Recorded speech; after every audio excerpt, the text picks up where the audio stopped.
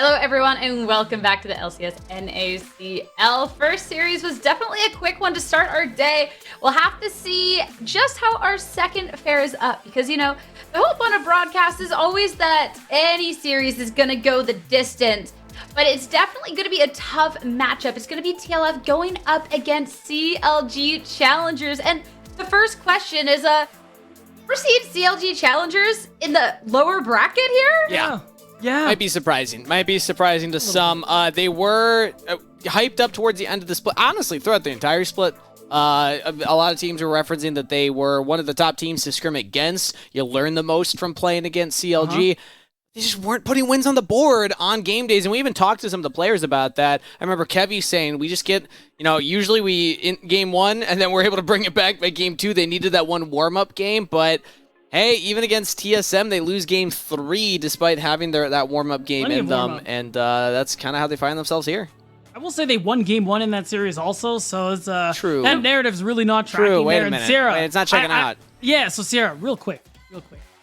You remember when you asked me for a take from Based or Misplaced? Oh, why don't you tell people what that was? Yeah, it was that the Scrim God thing is so fake, as I think would be the exact word. And I don't necessarily disagree, because even so, I do believe that maybe in scrims that they are this godly team and everyone else is learning stuff. But the thing is none of that really matters if we're not going to be able to see it on the Rift when it matters. So definitely looking for them to have hit the books after that loss that they did take last week to not last week, the last couple days to TSMC, who knocked them down here, and see if they can turn this around, because considering they were a favorite to be making a run, this run just got a lot harder.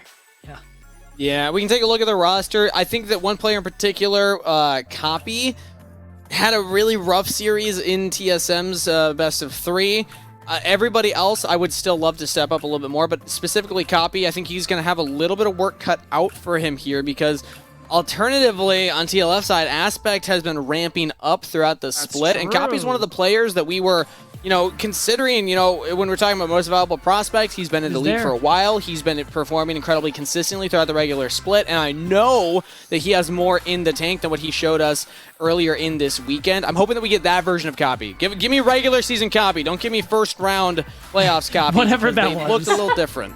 Yeah, and I mean, on the other side too, I like that you bring up Aspect, because that's a big thing we got to give praise for. When we look at Team Liquid first as a roster, immediately we look at Surdy being a top laner who we all acknowledge to be Challengers level, should be on a Challengers team, and has performed as such going out throughout here in Spring Split. But Aspect, a player we saw in Evil Genius Prodigies 2 years ago, it's a player we were really excited about going into the Academy system at the time, wasn't really showing up early this split. And we've seen a couple players now return to pro play, and it takes time for them to return to form. And Aspect, it took him 5-6 weeks, but now he's actually looking really good. The thing the thing that scares me when we're talking about TLF, though, and it's crazy, the exact same narrative as we talked about with FlyFem. We have seen improvements. There has been things that have been looking up for this team, but it goes down to the fact that we're now in playoffs, we're now in this lower bracket, and it's now a do or die situation.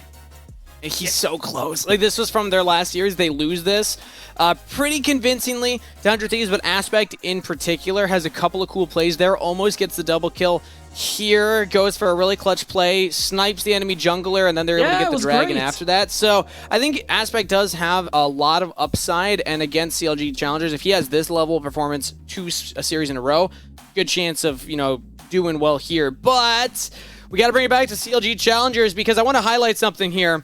If you win in the first round, you have 1, 2, 3 best of 3 series to get into the finals. Actually, I think upper bracket finals might be best of 5. It is, but 3 series to make it to the grand finals.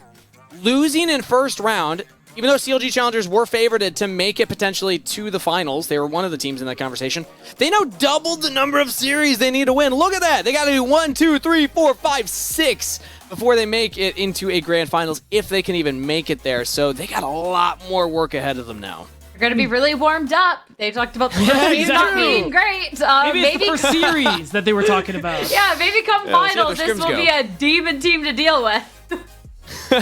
I mean, yeah, CLGC, like a lot of expectations on this team's shoulder, especially given the fact that this is a team that was honestly pretty solid last year. Meech and Breezy had a good year. Jenkins is looking better than ever this year. And the addition of only Copy on this 4-man core of CLG is honestly a team we had high expectations for the jump. The whole scrim narrative thing, we put that aside. That's fine. This is a team on paper, really high ceiling. And that's just what we've seen sometimes, and we haven't seen other times. I mean, this series in particular was an interesting one. I mean, game 1 was good from them. Game 2, we got to give credit where credit's due. TSM, Svenskeren, Neo played incredibly this series. Even Doxa had some great performances too. But I mean, we look at CLG, you called it, Kangas. Copy wasn't really showing up. The team as a whole wasn't making it happen. And honestly, this draft in game 3 was not it for CLG Challengers. And it's kind of similar to what we saw in Game 2 from Immortals Challengers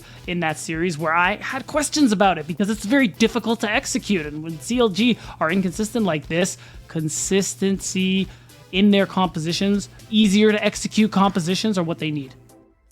And having any sort of inconsistency leaves a window for a team like TLF to take that upset. You know, the CLGC is a team we expect a lot from, but if we're gonna see them moving on forward, well, we need to see the best version of themselves. We'll see if that's what we're gonna get though as we head off into our draft. I'll see you two later. Thank you, Sierra. CLG Challengers versus Team Liquid Honda first. Game 1 draft is underway, and a reminder again, we now have 2 of our provisional teams eliminated from the tournament. That means that they're guaranteed to go into the relegations tournament that will happen after this tournament. If TL first lose here, they're also out. They're guaranteed to go into that relegations tournament, which would mean that all of the LCS affiliate teams, all the LCS provisional teams are going into relegations. Interesting to see how that all played out. But if TL first can win this, they're still competing with the AoEs, the wild cards, and even Cincinnati Fear, who are kind of so high up the upper bracket. It's kind of hard to imagine them getting, bottom 4 at this point. But just a reminder that that is on the line for TL Honda first. Right, super important, especially given the fact that we highlighted it earlier. AoE is a really important opponent because regular season is the tiebreaker, even though the placement is what matters. Here, if you tie with AoE, you're going down to promotion relegation because they finished better than most of the other provisional teams, Wildcard and Fear being the exception, of course. And whoever wins here will go up against Team Liquid Challengers, who are no slouch in their own right. It would be an interesting little civil war between the Team Liquid squads. So anyone would get a chance to say, hey, maybe I should have been on the Challengers team. Maybe. But then also CLG Challengers, it doesn't get too much easier for them. But let's see what's happening right now in this series.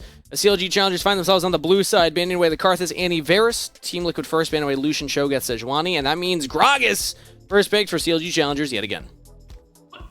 Oh, okay, everyone's just... Okay, look, Rumble is buffed. Rumble is great, don't get me wrong, but I'm just surprised it just shoots up in priority. All of a sudden, everybody wants to play Rumble, but that's good, because it's technically, a fun champ, and also a little bit of a flex here. You got 2 flex champions. NXI did run it in the jungle in CLG Fate's first series. It is a viable pick, you just need to draft around it, even though it didn't work for CLG Fate. Possible. We know City plays the farming type jungles, and we can been highlighting farming jungles pretty good right now. And Jace plus the Rumble equalizer range, you can 100 to 0 squishy champion. So if this is a AP Gragas, you could be in trouble there if you don't have your body slam.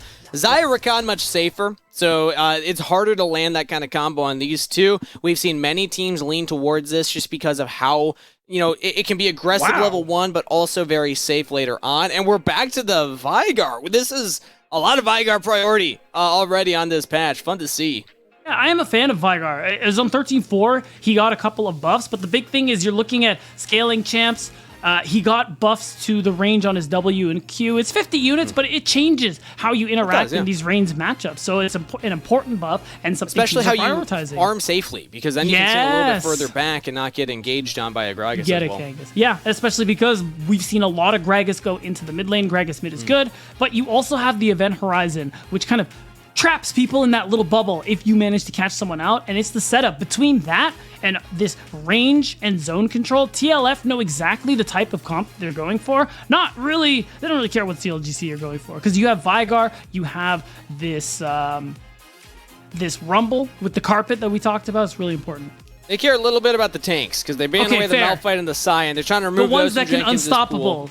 Yeah, the ones that can engage onto them and also absorb all their damage. So those are off the table. Cho'Gath was banned earlier. So all of the kind of top tanks right now are gone, save maybe Cassante. If you really want to go for one, Jenkins does pilot that, so maybe that's the answer. I would love to then see TLF go for... Hear me out. I guess they got to go bot lane now, unless it's like a Vygar bot lane who's going to farm. Hear me out. Jenkins could play Cannon. Cannon was also buffed on this patch. Really strong laning phase. They buff so much of his kits. He's known for the Cannon Kangas. And more all-in coming through here. Yeah, I can see you getting excited. You're feeling it. You're getting me really pumped now. I mean, Jenkins is legendary on this pick, and now that I'm actually looking at the rest of the draft, I mean, that's a lot of engaged tools. All right, here we go. Come on, Jenkins. I've been begging for it. I've been begging for the Cannon. This patch was for you. Manifest it. I'm manifested, everybody. Wait, why is everyone hovering Kaisa last? I've been seeing that a lot. Question. Yeah. No. We don't get it. It's going to be a mid laner instead. So that means Jenkins will be piloting the Gragas and Kevy on the Viego. Although they have a couple more seconds. I don't like that. No. I actually don't like that. Oh, you don't? No, you're immobile. And that's the dangerous thing. The fact is, Nautilus can get on you. If the Equalizer gets on you, you have to flash. If the Cage gets on you, you have to flash. And funny story, Kangas, you only get one of those every 5 minutes. So, no way. I know, it's crazy. But that means that Copy, although you scale well onto this pick, you have Disengage, which is important for what TLF are going for. You're still in a really dangerous position. And for a player who we talked about criticizing, saying he wasn't really all there in that last series, at least from what we expect from him, he's playing a risky champion into what Team Liquid First are going for. I teased it. I didn't know if it was actually going to happen. LGX is actually piloting the Vygar. They're going with the set mid lane, or probably Jace mid lane. Actually, I'm going to imagine that they swap these last second. I don't. Yeah. Would you play set into Syndra? I feel like you'd rather take the Jace matchup there. So, okay, hear me out. The set makes sense because you are able to, as soon as the scatter of the week is done, you can gap close very easily with the set queue. And overall, if you get on top, Syndra has to flash. That's the biggest thing you're playing for there. So it is really important about how Aspect interacts with the lane, but this pick does work very well. And if anybody actually tries to go in, Aspect can take them out with the OG Cassante ultimate. Yeah, very true. Funny to say OG about Set because he came out like 2 years ago. Remember, 3 years ago now? Oh my goodness, How funny is that? Time is an illusion, nothing's real. But this match is happening. That's CLG Challengers versus Team Liquid Honda First. Elimination on the line for both of these teams, and a potential relegation run for TL Honda First if they cannot clutch this out. Game 1 is underway. And we get the nice intro courtesy of who I gotta imagine is V-Flight. I heard he had power issues earlier because you guys got some rain down in LA, right, Kangas? And that's just if it drizzles, the whole grid goes down. Yeah, so it's looking like he's back and with us. So we love to see that one, Kangas. And Team Liquid First. I love to see the adaptions, the spice from this draft here. I really like the Vygar bot in particular. It gives you that extra teleport to work with. Everything that we talked about with the benefits of this champion are still true. The Cage is incredible zone control. You scale astronomically. Very unique draft. Also LJX, if we had to pick somebody on TLF who often is the one that's playing more weak side, it is LJX. They actually don't play the bot side. One of the teams that plays most heavily to the top half of the map, which was just not the meta for most of the season. It was part of why TL First struggled so hard. But now on the Vygar instead, it's like, well, just farm up, scale. You're probably not going to be played through either, but you can get to that point anyway. Let us know if you think it'll work. Spam TLF in chat if you are a believer in this very unique draft, or CLG Challengers if you think that the Scrim God narrative will finally start to be seen now. That's right, and wow. I mean, a couple things to talk about right off the bat. Yeah, it's true. LGX is a newer player who joined last second, was an E-sub actually for Mia, and it was a struggle for him at first. He's really managed to improve and get acclimated to that Challenger League environment, and I think this fits the style really well, like you were highlighting, Kangas. And also, we see the cleanse come up in the mid lane for Copy. Meech, it makes perfect sense for what you're playing into. But Copy going it, I mean, you can cleanse the face breaker if you get the stun, but really, Copy is focusing on how important that summoner spell is going to be later into the game. So I actually really like that decision because of how vulnerable Syndra is to what TLF are running. Quite vulnerable to the cage later on in lane. It's about just poking out this set, getting the free stacks, trying to abuse the range matchup as much as you can. Part of why I was surprised that we saw the set go into the mid lane as opposed to the top lane. Although Jace does just fine into the Gragas, as well as we see the early CS advantage there. So lane stays going pretty much how I expected. We also saw an aggressive trade bot lane as Breezy and Meech went in onto LJX. Didn't get any summoner spells, but expect to see more of that.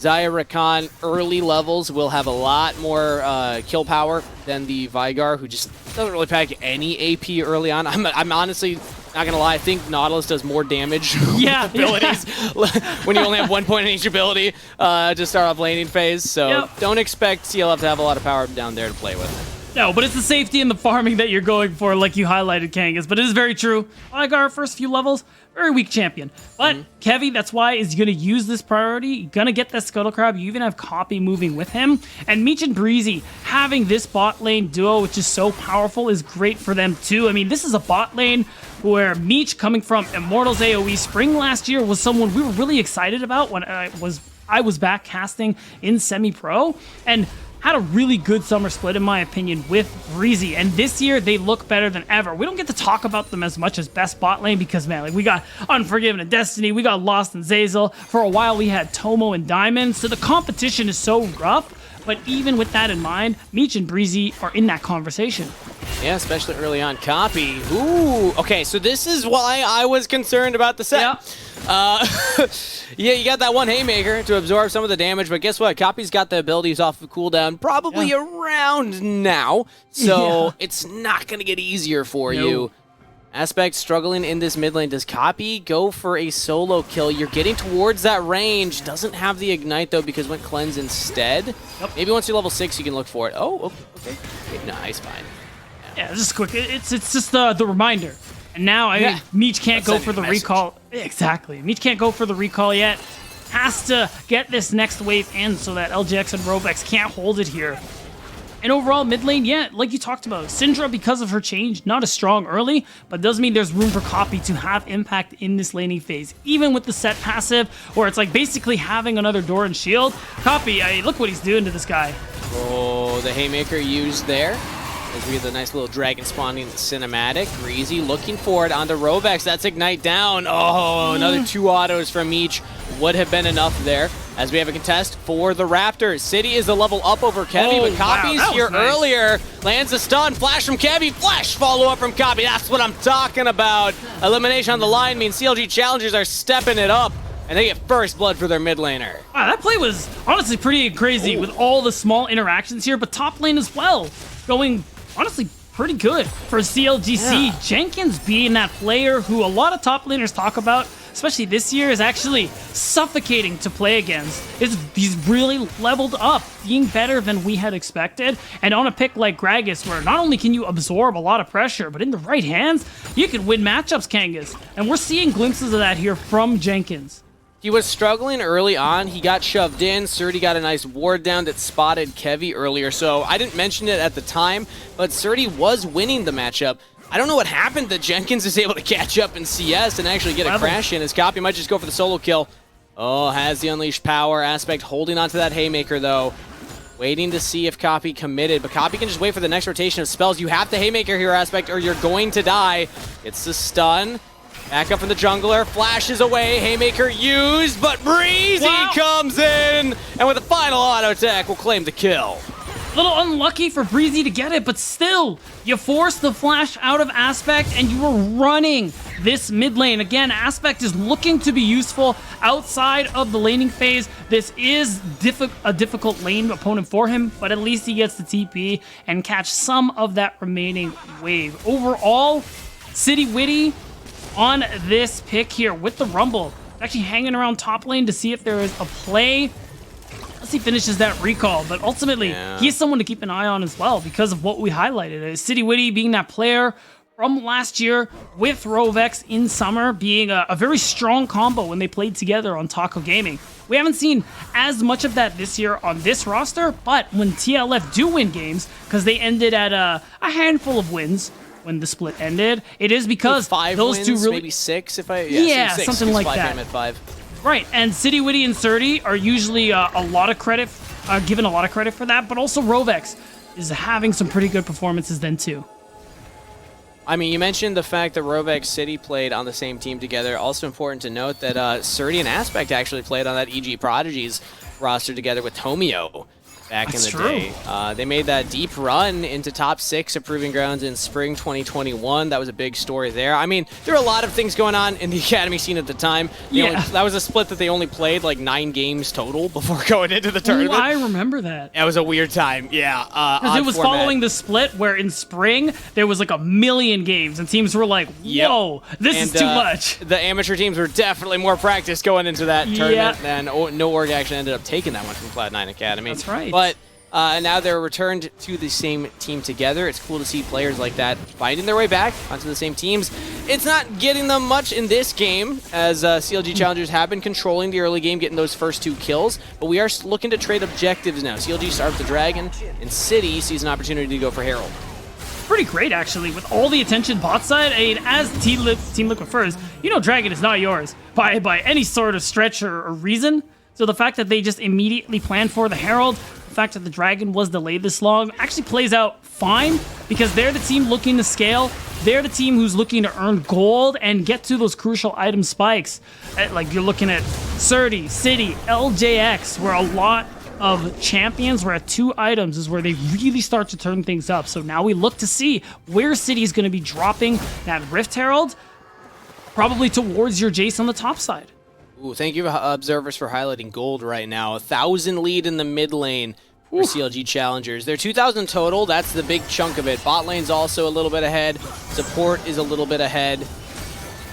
And that's about it for right now. So that's where CLG Challengers' current lead is. They go for the play on LJX, get Flash out of the Vigar. Rovex still has Flash too, but Spider-Man's to safety underneath the turret and is just fine. Yeah, really nice from Breezy. It was I need to work on my J.K. Simmons, you know? Yeah, it's good. Start with give me pictures of Spider-Man. I think that's a really easy way to start practicing, you know? I gotta listen to it before I'm fully... I got the mustache and everything. I feel like I should just have it on lock, but...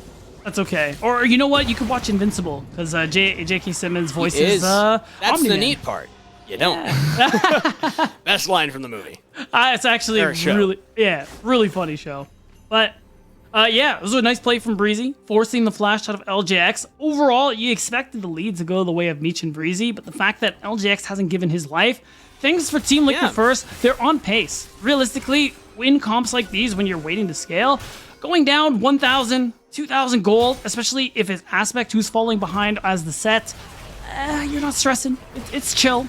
I'm happy you highlight the fact that they haven't gotten punished too hard yet. CLG have looked for 3 different plays bot lane. Yeah. If you factor the level 1 play where they looked for damage into LJX. I do. And CLF have absorbed each and every time. Now they get the Rod of Ages. Okay, that was going to be the question, is on this back, do they have Rod of Ages? Because now they actually start to stack up. I mean, Vigar's been stacking with the passive the whole time. Of course. But the item will start to stack at this point.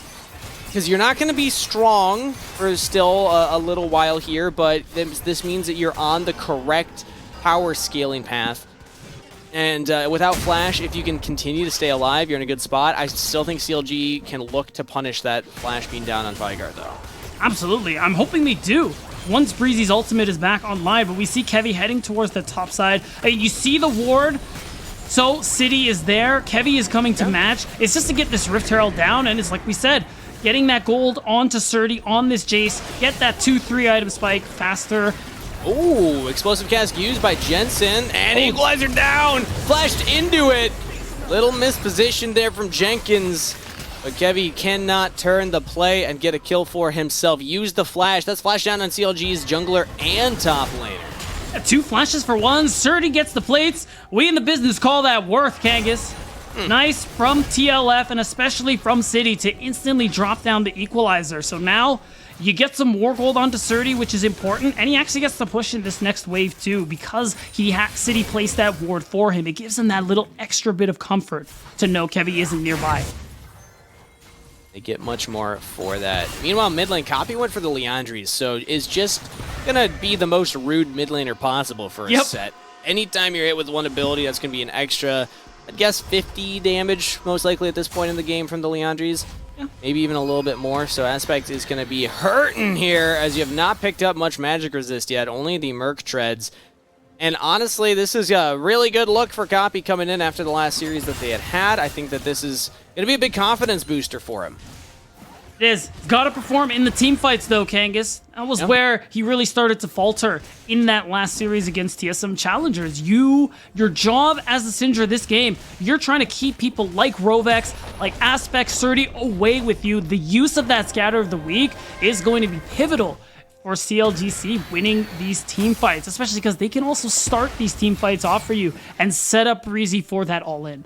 And I like that TLF are actually putting the Vigar in the mid lane now, so that way Copy cannot continue to abuse Aspect in the side lane. Aspect TP's bot as Dragon's up in 20 seconds, so if they can get priority bot lane, they can actually set up this river, get their ward lines down, and then maybe try and punish CLG as they approach. Because if they, I know Vigar's not going to be doing a ton of damage early, but you have the cage, which is actually crazy impactful with the Rumble ult on top of it, with the Nautilus locking people down as well. Like the Vigar can still get a lot done here as Breezy's in a really rough spot. Grand entrances and then battle dances to safety as TLF now have control over the river approach.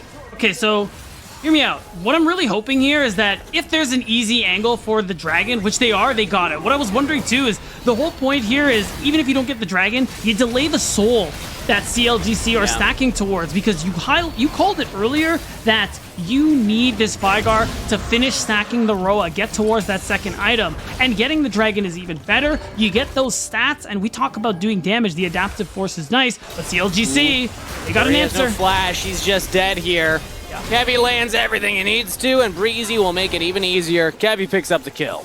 And really nice from CLGC, not going to risk flipping the dragon. Instead, just make the play on the other side of the map. And this is just after Surdy TP'd, which feels bad. City! Ooh, that's just a rumble! He's got flash, but he's locked into place. Breezy gets the kill credit, punishing the Rumble in the jungle, who just face checks a part of the jungle that they knew CLG was not safe.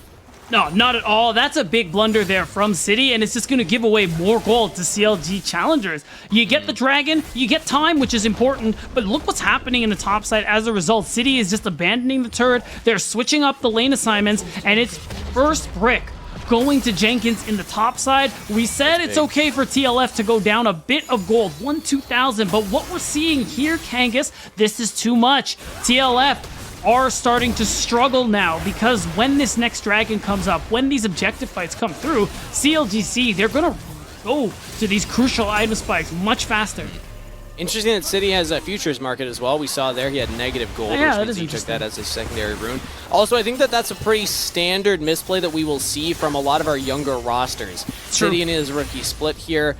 It's 15 minutes in. It wasn't even 15. I think it was like 14:50 at the time. Something like that. It's very rare that you have to worry about like 3 people from the enemy team being at that point in your jungle. But this is a pretty accelerated game state considering the lane positions. We do not have standard lane assignments. We have not had standard lane assignments for a couple of minutes now. And we sometimes see these younger players, these newer players to the scene, not have experience in moments like that. So they just think that they're safe walking in where they're not. Now CLG, or rather Team Liquid first, they pay the price for that in the form of this game state we see before us here. Props to TLF though, maintaining control of vision over this bottom side, making it harder for CLG to rotate towards that bottom side. And it actually opens up the possibility of a play onto Jenkins, for example. Start knocking down outer turrets for yourself. Because even though they're behind, I will say, there's a lot of standing gold available to them in the form of these outer turrets. It is going to be part of how they get themselves back into this one. You secure a kill, you knock down a turret, and you start getting some serious gold back into your pockets. Nice to get something for TLF. I mean, they do still have the Vigar in the back pocket. They can just say we're happy to scale, but it feels better if you're getting more resources into you. This turret could be big. You mentioned it, and it looks like Surdy was playing around with the idea of committing for it, but now Kevy just going right back into the top lane. Aspect has the Haymaker, has the flash. Use the showstopper, trying to get to safety, but Kevy has the slows, follows up with Heartbreaker, and gets a second kill for the game. Feels bad, and that's the opening you're looking for. Drop the Rift Heralds you have, and you're going to get that tier 2 turret. Copy is going to be even more accelerated compared to what he was and what he earned in the laning phase. And this Syndra going to be a real problem. Copy now has everything he needs to be that big carry in this game that we were hoping for, that we didn't see in the previous series. That's 600 gold. They're going to look to punish City too.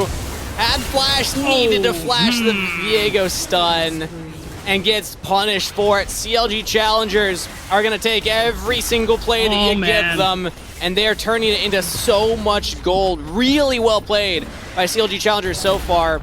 They're not going to hard commit for the inhibitor. It's a little early to take that. You don't need to give free resources, so they back off. Breezy could be in trouble here. Dirty looking for it. Flashes away. The depth charge goes all the way over as LJX doesn't give the execute. Flash forward, but Bodyguard just does not have the damage right now. No. And TLF commits so much for that and don't get anything. They lost so much across the map too, which means dragon stacking, not exactly the game plan for them, but now the next objective, being that dragon, is something they can't fight for. You gotta let it go. You're down 7,000 gold. Playing towards that top side is what we need to see for Team Liquid first. Now, much like what CLG did when TLF took that first Drake, but Aspect is walking down. Kangas, I don't like that. It looks like we will get a dragon contest. 15 minutes until it spawns. CLG Challengers are here first. Jenkins has teleport. Dude, I don't see any deep wards for him to flank teleport from. They just get that one over the wall now. So they have TLF funnel by their buff. That could be big. But TLF are looking to contest through the mid wave and not contest at all. Never mind, they call it off. We are not going to fight for that dragon. That's what I wanted to see, Kangas. Them contesting would have been catastrophic. So instead, they're going to play the mid play. I like this, actually. Oh, Breezy just says, my health bar for the turret. We'll take that, but the equalizer's down to slow Meech. Still has the Feather Storm. Feather Recall will stun up Aspect, and CLG get out of there. Okay, well, that's flash down from Xayah. I suppose that's now a target TLF can look for. Yeah, it's tough. Look for the silver lining here. Yeah, I feel you. You're right. Doesn't mean Meech is more of a target, but not in fights. More in the kind of scenario we just saw. If he's pushed up a little too far where there's no vision, your team's nearby, absolutely. Get on top of this Xayah. In team fights, you could go in, throw everything at Meech and take him out of the picture, but you still got Kevy and Copy to contest with in terms of damage. And look at where Copy's at now. Fully stacked Seraphs, 2 items, is getting towards the third already. Maybe a Zanya's.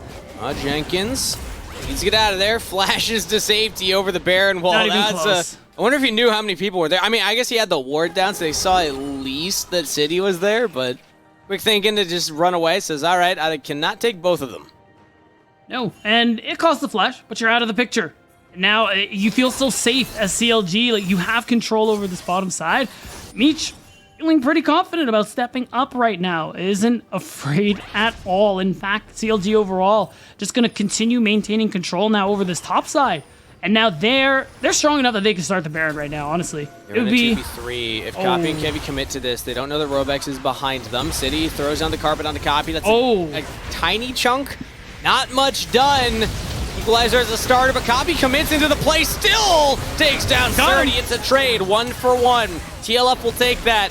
But now they're in a 4v3 situation. Rovex gets pulled back by the explosive cast. Jenkins says, where you going? Breezy runs in to the event horizon, but this buys time for Meech to roam up. Now with their carry here, CLG Challengers can clean up Aspect off of the map. Maybe even look for this Baron. Oh, it's theirs, Kangas. 2 people out of the picture. As fed as you are, it's Baron time. And yeah, City and LJX are here, but they don't quite have the damage to deal with it. They have to walk away, do the walk of shame back to their side of the map. Even though they're still here, they're trying to harass. Jenkins is just going to try and push City off. City would have to flash, smite, steal this. They have no vision in the pit, and Jenkins is just being a thorn in their side. City, you have the blind read. Oh, looked for it, and it was actually pretty close. but Jenkins will punish him now that he cannot get out of the pit. TLF do not steal the Baron. CLG Challengers confirm it and win the fight. You see the desperation? That steal would have been incredible, but it just wasn't there. And we see again, this is a good call there from City. All-inning on a side lane is how you come back, and City using the ult to slow Coffee was smart. But hey, the gold, you're too far behind. That Seraph shield gave Coffee the health to take Surdy out of the picture. And at this point, with everyone else from CLG walking up, you're on borrowed time as TLF. Yeah, it was actually pretty cool from City. In the moment, I didn't understand, but he also cut off the retreat path. So it forced Coffee to walk a weird way to get to safety, and that means the 1v1 felt good, but Jenkins with that explosive cast really turned the play around, and then it bought the time that we talked about. So now back to live. That's Baron on CLG Challengers. 10-1 kills. They are 11,000 gold up at 22.5 minutes into this game. It's looking like a Game 2 angle for TLF because CLG Challengers, they're showing up right now. Absolutely. It's starting to feel like a Game 2 angle. The only thing that feels good as Team Liquid first is LJX has the 2 items, has the fully stacked Roa and Seraphs, which is a big spike, but he's the only one who does any reasonable damage at this point. You're so far in the hole. You try to wave clear as much as you can, but this turret is gone on the next wave. Maybe even this one with the cannon. And it is still peppering it down. Meech can clear out all the waves. There's not a lot of wave clear from TLF unless they're willing to throw down the equalizer from City, but they are not. That means they need to look for a big engage. Equalizer goes down. It actually does keep the turret alive for right now.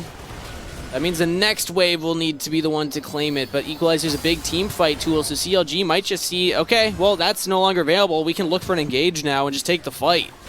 Right, Baron buff is there for 1 minute. The vision is, it's all dark for TLF. They got one ward outside of their base being, not being disabled, rather. It's close to their tier 3 turret on the bottom side. But CLG can just look for anything. Copy, you see him fishing with those Scatter the Weaks. If he hits somebody, anybody, that's the go button, and CLG will just run into them. First inhibitor falls. TLF are so far away from Rabadons on LJX. That would be the only saving grace if they could get the Vigard to that point. And Goppy's still searching for those Scatter the Weaks. Yep. TLF need to land some big shock blasts here, and Surdy just cannot snipe them. The TLF have done nothing to prevent CLG Challengers continuing to push this in. There's very little for them to do. Props to dodging all of the Scatter the Weaks from Copy. Hasn't hit any yet to signal the end. But even with this Baron buff expiring, CLG have enough gold. You have to be so careful as Team Liquid first. Oh, nice look from Jenkins. If LJX didn't flash that, he was surely dead. Yep. That means a second inhibitor, plus the top one's still open from the Herald play at like 17 minutes. All right. That's been exposed for quite a while, so CLG will just walk up and take this one as well. And TLF, maybe they can look for something. Big stun, that's a lot of damage on the Kevy with the equalizer on top of it. Aspect jumps in there, looking for a big engage, and just gets blown up. Does not have the tanky stats. CLG Challengers now find the re-engage and will punish the enemy support, punish the enemy jungler, and punish TL first for daring to try. CLG Challengers on their victory lap now have supers in every wave, and not a lot to stop them from taking these Nexus turrets. Surdy, the last remaining member. CLG Challengers will make decent work of TL first and claim game number 1 in dominant fashion from beginning to end, and a return to form from Copy. Congrats for game 1 CLGC. Nothing short of domination as they look for the last kill hunt to Surdy. Have a little fun, but we end the game before Meech loses his life. Pretty close to a perfect game, Kangas, with the exception of 2 kills and 1 dragon picked up for Team Liquid first. To say that this was a hard loss is putting it mildly for TLF. And this is one of the games coming in where after their last showing, we were like, okay, CLG Challengers, that was a rough upset, losing to TSM Challengers. TSM were on a very solid performance that day.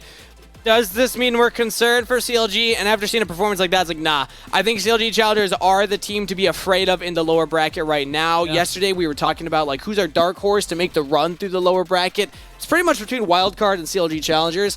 And I still think CLG Challengers are the clear favorites there. I went with them. I was surprised that the majority of people actually still went with Wildcard. And performances like that are why. I mean, they will just suffocate you out of those games. Now TL Honda first will have to go back to the drawing board as they get ready for game number 2. Speaking of, we're going to give the players time to rest, recover, and get ready for that while we send it to a short break and then bring Sierra back for our Rally Cry halftime show after this.